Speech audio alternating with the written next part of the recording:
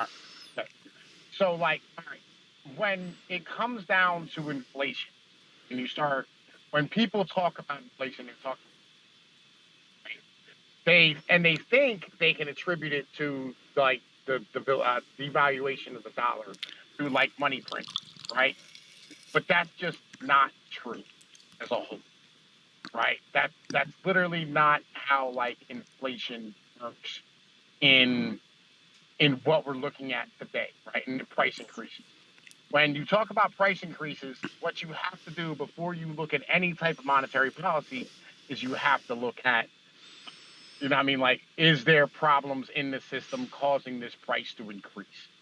Right? Right. Like, is there more demand? Like, for instance, Tickle Me Elmos, when they were going for like $1,000 a pop, was not a motherfucking like a inflation problem.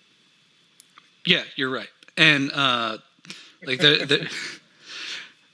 it's worth noting that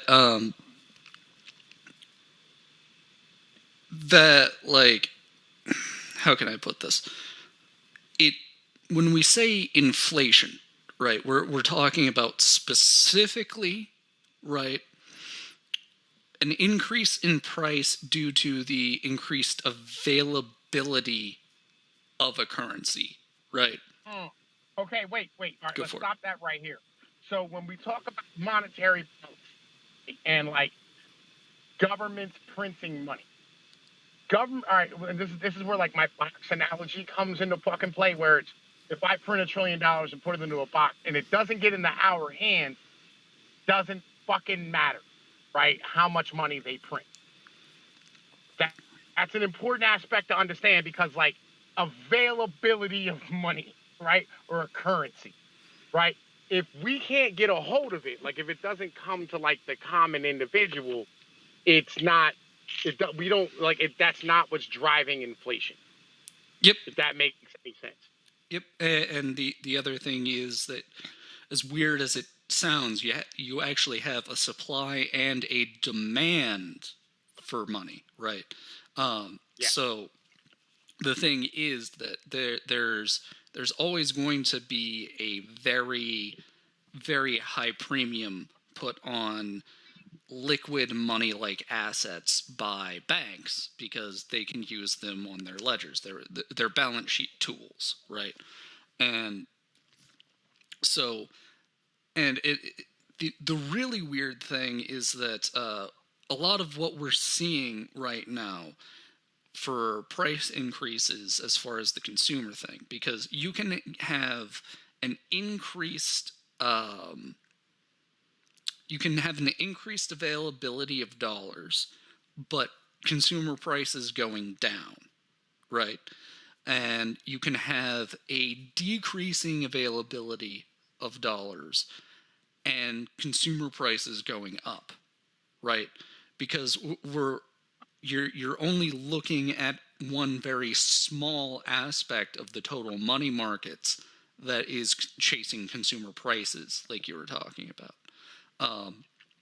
And Yeah. So go for it. when we're looking today at like where we are in this situation, this is why like I go, okay, well let's step back and look at this from a bird's eye view of the whole system, Mm-hmm. right? Because we're talking about a system that involves humans, right? And so therefore you have to take into like account human like accountability and like human like aspects, which you know what I mean that means you have to take into account like housing, population, location, you know what I'm saying? Like you know, weather, Demographics. all of the demographics, all of these things. And so when you have a third of your population retiring at one time, it's going to drive up the price of wages, Yeah, right? and the other thing you have to consider is that part of this is that global supply chains were able to be globalized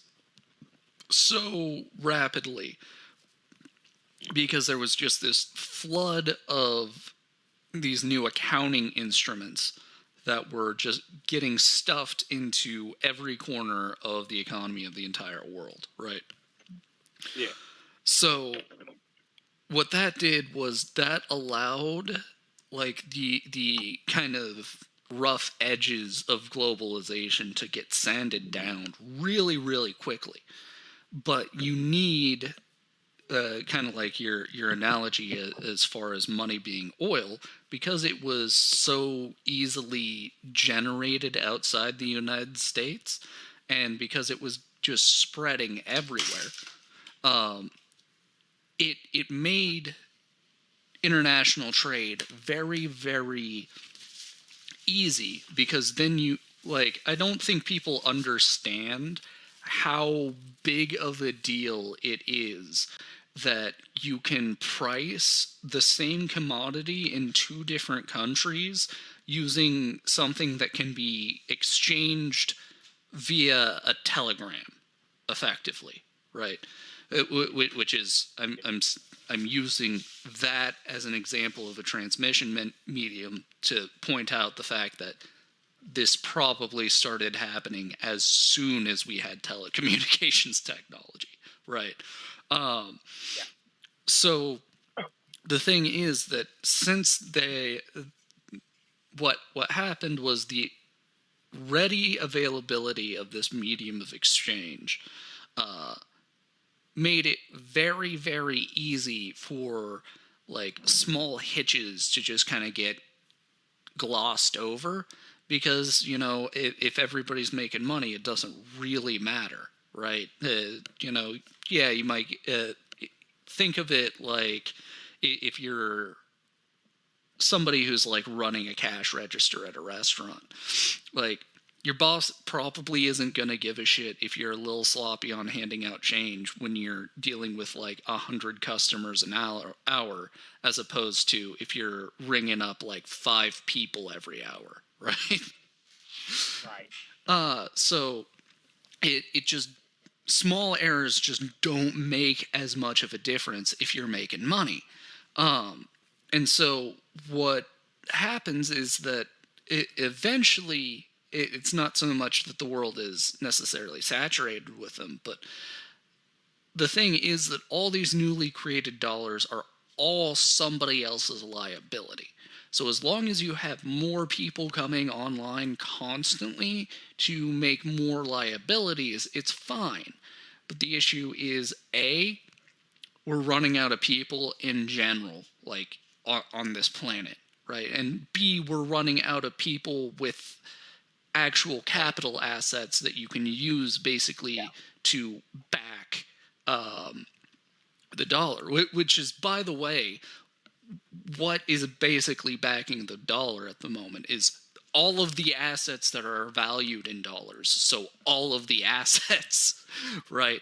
The dollar is backed by all of the assets that all of the banks have. Right. So let me break this down for some layman shit. Right. This is an important ideology. I understand.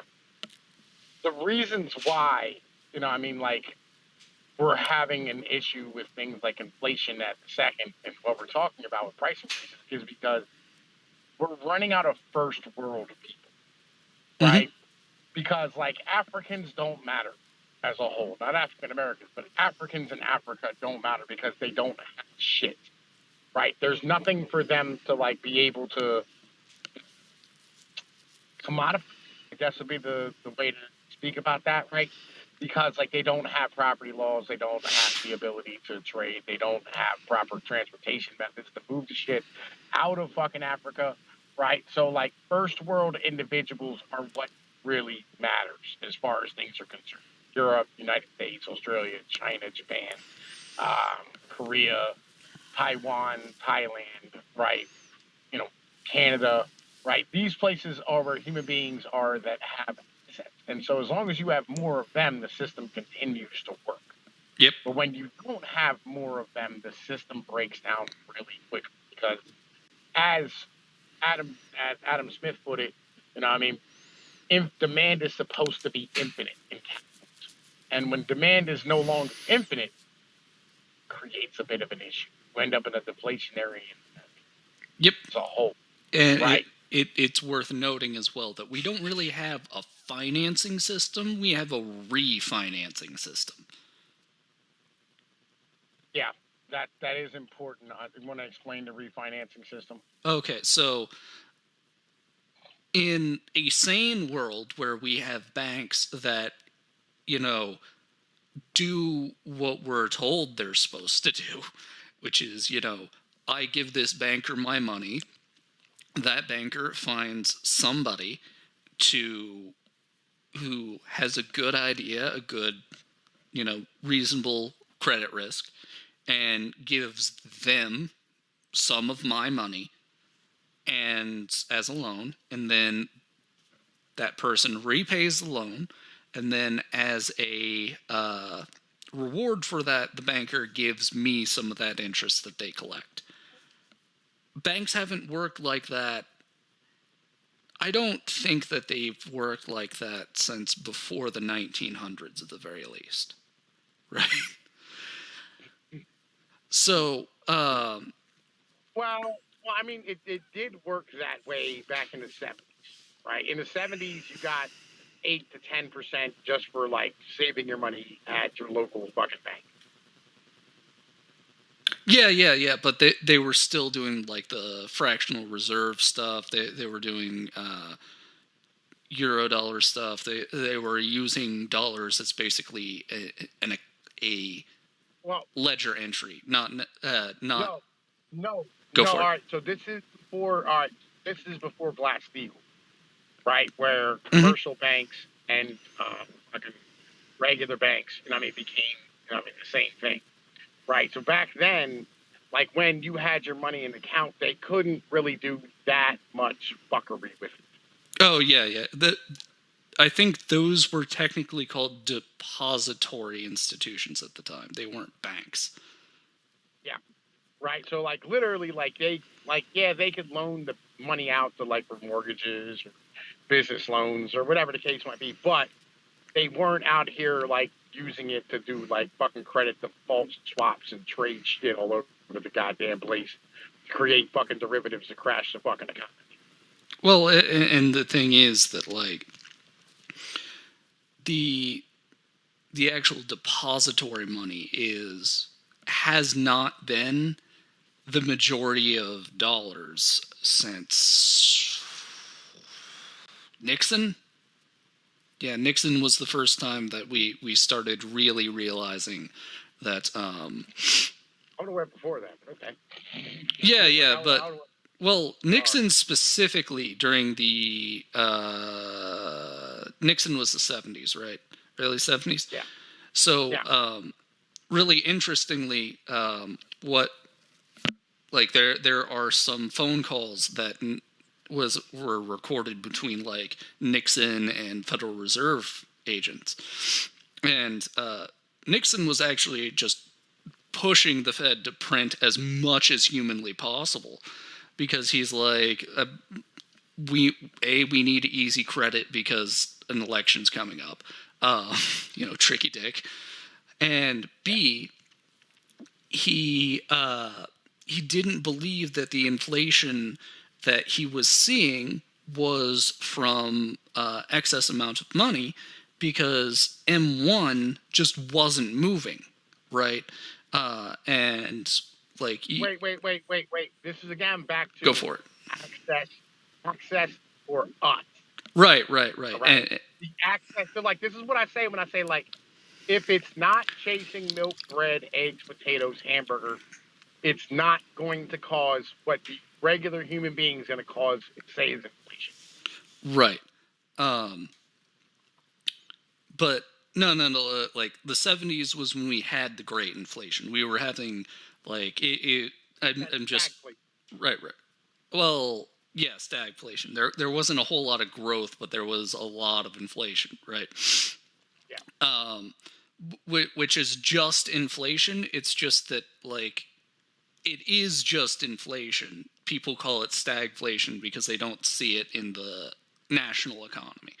And the obvious answer there is, okay, if you have a massive amount of growth in the money supply, but there's not all that much national economic growth, then that money must not be coming from that nation, which is the red fucking flag flashing here, right?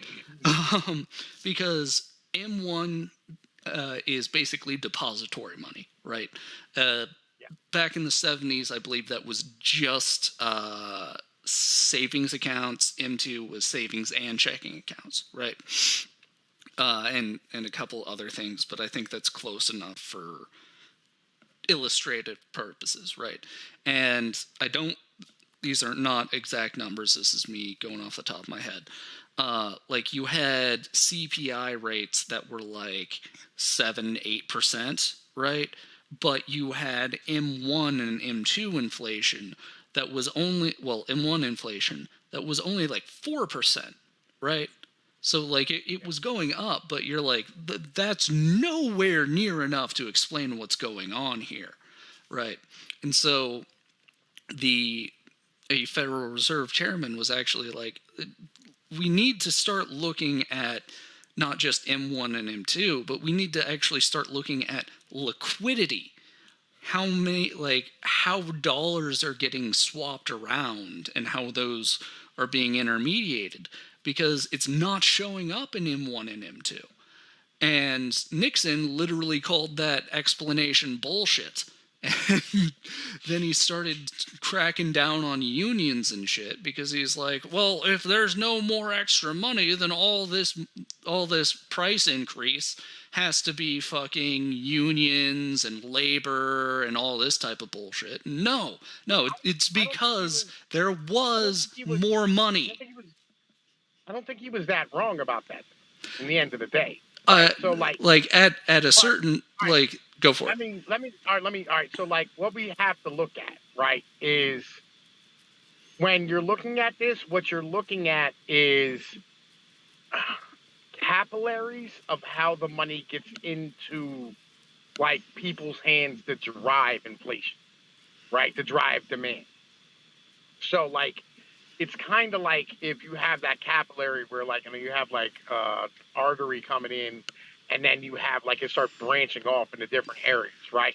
But if you cut it off at any one of those areas, you're going to cut off the supply, right? Is kind of the deal. It doesn't really matter which one you stop at, right? So like if you can cut it off at the source of like creating more goods, you know what I mean, and like stop them from being able to like fucking raise motherfucking prices or raise demand, right? You can stop it there. If you can stop from going into Americans' hands through immigration, through like anti-union, through union busting, you can stop it there, right? And like any way you go about this, you're going to end up cutting off, you know what I mean, the supply is kind of the deal, right? Yeah, but I would point out. Kind of. Go ahead. I would point out that you're probably not wrong long term there, but like Nixon had price controls and wage controls in place, right? And after that was the case, goods prices still went up. Like you still had the inflation, right? So even if you clamp down on labor like that, if there's just more money going out the wazoo everywhere, because yeah, there's price controls and wage controls in the U.S., but we're a part of like a international economy, which means that like if dollars from abroad are coming in trying to ask for shit regardless, like then it doesn't matter what we're doing as far as labor controls and that type of thing to a certain extent, because you're just going to get shit bit away from you regardless. Like the reason why Nixon cut off the gold exchange standard in the first place was because they thought that all this inflation was a balance of payments issue, right? Where the reason why prices kept going up was because we had more money coming in than was going out. So you cut off the dollar exchanges, and you won't get as much money, like as many dollars coming in, right? And that didn't do anything. Did nothing to the inflation rate. as far as, because they actually thought that would be something that would lower the inflation rate, believe it or not. Like, all right, so Go like for it. the way I understand the 50s, 60s, 70s, right, is really simply put, we were basically the only manufacturer of scale left on the planet, right, after World War II. This is the macro sense of things, right? Right. Because everybody else had ended up having two world wars where these things called bombs, like, they kind of destroyed their infrastructure and manufacturing and capability of like being able to produce. Right. So that's how I understand like how the 50s and 60s and 70s started. So then as we stood here and built up our manufacturing and built up our infrastructure and things of this nature, the American worker ended up, being able to like ask for whatever they wanted because like we had little to no immigration as far as like, shit was really concerned. And like they had very strong unions, which, like forced companies to like continue to have cost of living raises every year. Right. And like there was just constant, like during the 1970s, just constant points of like fucking strikes and shit all the time, especially in places like Europe in particular. Like they had like the red hot summer, the winter of discontent, where like literally like the union activities basically stopped them from being able to manufacture goods altogether. And even like in our cities, like it stopped like the basic services from being met, like water and trash and fucking policing and firefighting and all these type of things were constantly being disrupted by fucking unions and shit. And it got to the point where workers literally were getting so much of the motherfucking economy or so much of the share of production, right? The share of, GDP, that literally they drove up. They were driving inflation 5% a year just through their fucking pay going up. And in doing so, they ended up standing here having companies or corporations basically try to have to raise up the prices to like 8 or 10% on, the returns, because if they expected a 5% return long term, they would end up losing money because it would go up like 6% and they'd be down 1% on their fucking investments and shit in the capital markets. I That makes feel sense to you? Yeah, it does. The issue is you got the order of operations wrong. Wages Okay. almost always trail inflation, right? So what ends up happening is that in Now or back then? period, always, it's always been that way. Like constantly, all the time, always. Okay. It's just that at certain points in time, the what ends up happening is that the specifically consumer price inflation, right? Sometimes the wage inflation outpaces the consumer price inflation, right? And this happens when there's a how can I put this? There's a lot of useful creditors is probably the best way to put it, right? Where there's a finite amount of need for credit, demand for credit, right? And part of this issue that we're running into here is we're running out of legitimate demand for credit, right? And like today, right? But Well, so that's because they can't go bottom feeding anymore like they used to. well, that and like just as far as there's an investing saying that I really like, and it goes something like this: you make a lot more money taking something that's dog shit and writing it up to good than taking something that's good and writing it up to great. Yeah. Right? As a basic concept right there. So just because once you're taking something from effectively 0 to 1, that is the highest percentage increase you can get, right? Right. Because that's literally an infinity increase, right? And then once you go on up from 1 to 2, you're only doubling it, and then 2 to 3, like that's a 50% increase at that point, right? So that's part of it. So at the very least, my understanding is what happened was from about the 1920s on up to about 2000, about 2000, right? There was a lot of legitimate demand for credit, and it was very, very efficient demand for credit, right? Meaning that, like, $1 of debt or credit resulted in, $20, $30 worth of actual productivity. However, you have a law of diminishing returns here, right? Because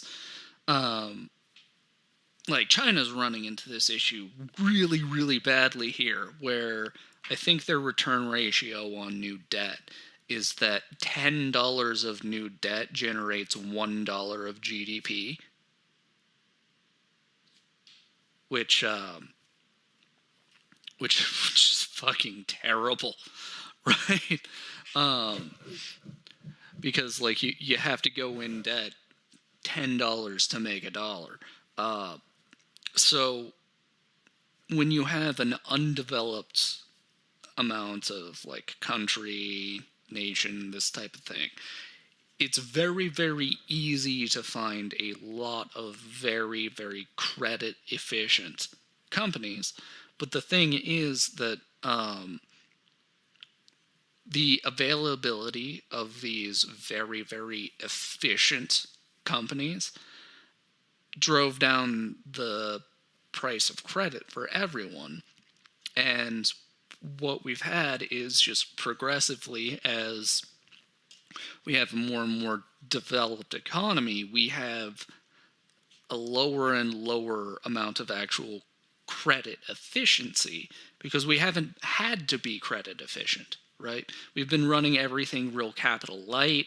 We've been running everything on margin. And now we're at a point where we have demand destruction, meaning like as a fundamental idea here, if I have a widget factory, right, and I'm getting enough orders to run my factory 24/7, right, that means I'm able to produce these widgets at maximum efficiency, and let's say I can sell them for like $5 each, right? However, that's only when I'm selling enough to run this factory 24/7. I have fixed capital costs, right? There's a certain amount of land taxes, there's business taxes, there's energy to actually keep the building air conditioned and all this type of nonsense. You have employees which have minimum weekly amounts that you have to pay them, or else they're going to find a different job. All of these different things make it so that if demand for my widgets suddenly just drops, I'm going to have to start charging more to keep the doors open, right? Because if I don't, I'm not going to make enough per widget in order to actually run the factory. And moreover, every time I scale down from that maximum point of efficiency that I was at, the less cost effective I have per widget, and that's the lower margin I have, which means I have less ability to expand my operations if I particularly need to. And so what can happen is when you have a destruction of demand for whatever reason, you actually can hamper the ability to supply that, and then prices go up, right? Because because the fixed costs of whatever production have to be distributed among a smaller group of customers. Okay, so I have a question when it comes to this, right? Because like you have a lot of companies that are running at dog shit, Mm-hmm. right? But I mean, they're running like massive throughput, but it's just really bad margin.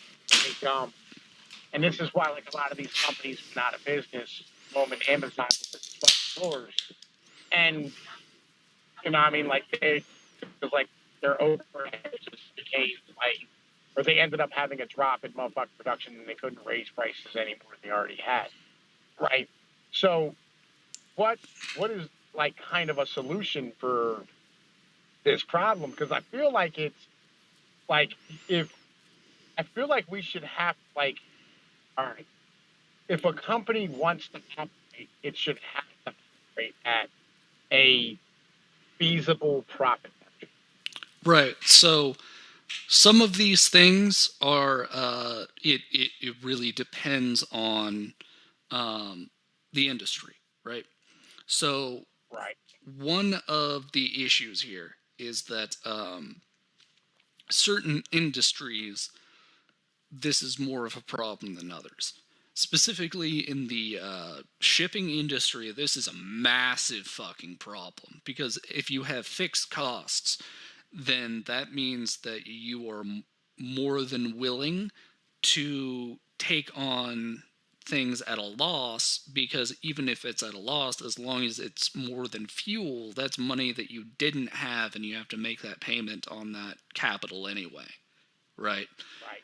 And so this causes what's called destructive competition, right? Where you compete for what little demand there is by lowering prices below the cost to operate.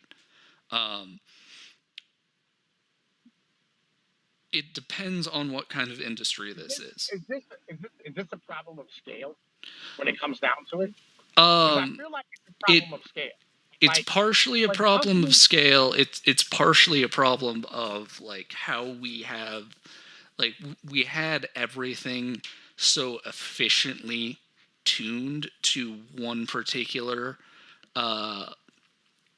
ideology as far as distribution goes, where we we maximized for efficiency and throughput, and we did not maximize for efficiency, right? For resiliency, right? So part of this is that we, like, this was a multi-generational thing where we kept moving more and more things to the private sector, that maybe, even though we want to definitely encourage like private investment and competition and this type of thing, that maybe we shouldn't have be private sector things. Like specifically shipping and transportation used to be regulated like a utility,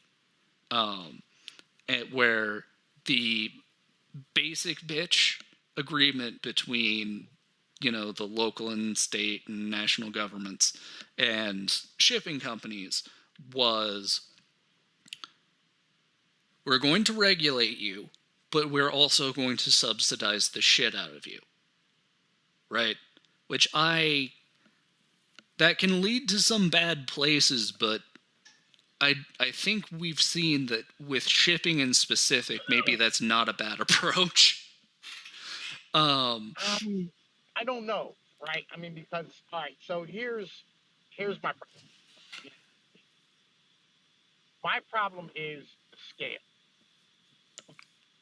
Right. If you have a company that's like you have a publicly traded company that has, say, 300 or 400,000 fucking trailers and fucking power units, right? You go, and they start taking shit at a lower cost than it costs to actually move shit. Yeah. So Like they start this was packing in there. these There contracts. were solutions to this. What are the solutions?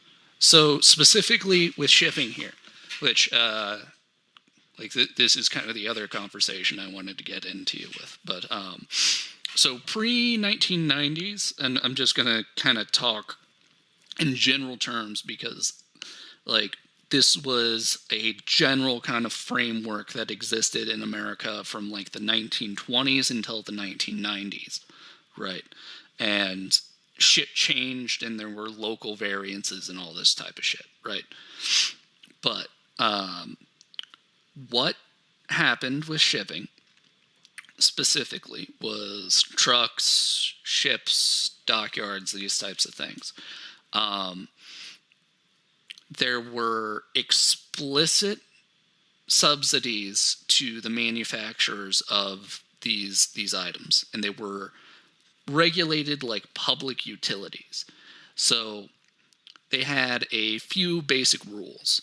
Number one being that you basically had to have open books, right? You had to agree amongst a association of local shippers. Anyone who has like the capacity to put shipping in that area has the right to join. You all have to agree on pricing and like publicly list it. You're not allowed to discriminate on pricing, and you're required to actually cooperate with